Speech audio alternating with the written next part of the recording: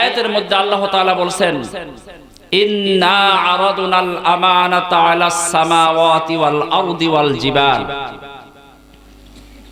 আল্লাহ রাব্বুল আলামিন এই কোরআনুল কারীমের আমানত সর্বপ্রথম কিন্তু মানুষকে দিতে চায় নাই।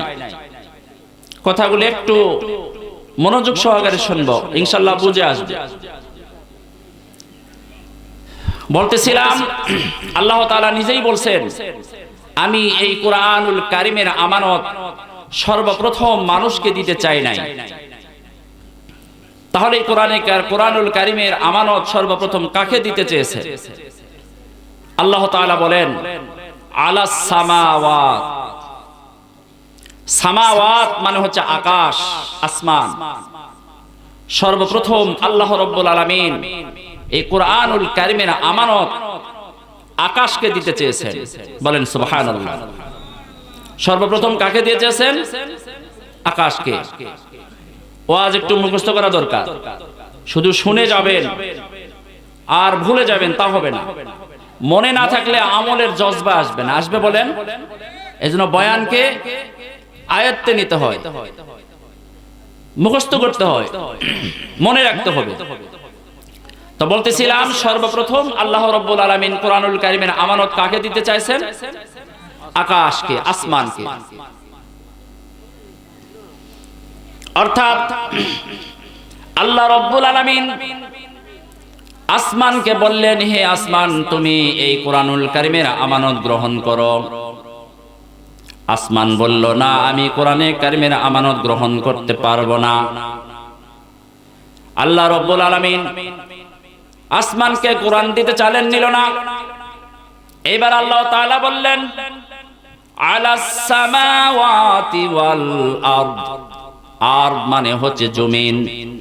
আল্লাহ তাআলা জমিনকে বললেন, হে জমিন, তুমি কোরআন নাও।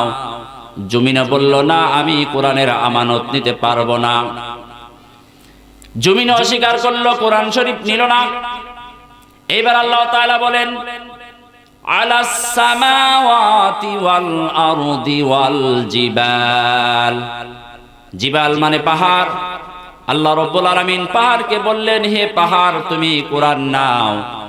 পাহাড় বলল, না, আমি কোরআনের আমানত গ্রহণ করতে পারবো না। আল্লাহ রাব্বুল আলামিন আসমানকে যখন কোরআন দিতে চাইলেন, নিল না। জমিনকে কোরআন দিতে চাইলেন, নিল না। পাহাড়কে বললেন, হে পাহাড়, তুমি কোরআন নাও। পাহাড়ও বলল, না, আমি কোরআনের আমানত নিতে পারবো না। বরং তারা ভীত হলো, কম্পিত হয়ে পড়ল, কোরআনের আমানত তারা গ্রহণ করতে পারল না।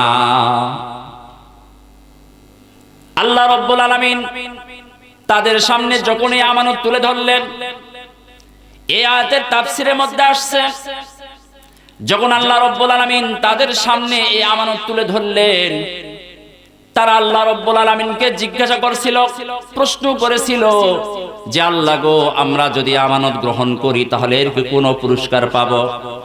এর কি কোনো প্রতিদান পাবো?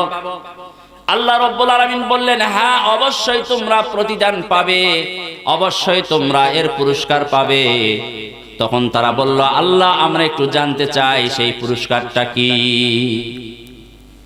আল্লাহ রাব্বুল আলামিন তখন বললেন, যেই ব্যক্তি এই আমানত গ্রহণ করবে, এই আমানত গ্রহণ করার পরে এই আমানতের মধ্যে যা আছে তদ অনুযায়ী আমল করবে, যা নিষেধ করছে তা বাদ দিয়ে চলবে, যা হুকুম করছে তা মেনে নিবে, যা নিষেধ করছে তা বাদ দিয়ে চলবে, তার জন্য আমি আল্লাহ রাব্বুল আলামিন চিরদিনের শান্তির জায়গা জান্নাত তৈরি করে রাখছি, তাকে জান্নাত দান করব।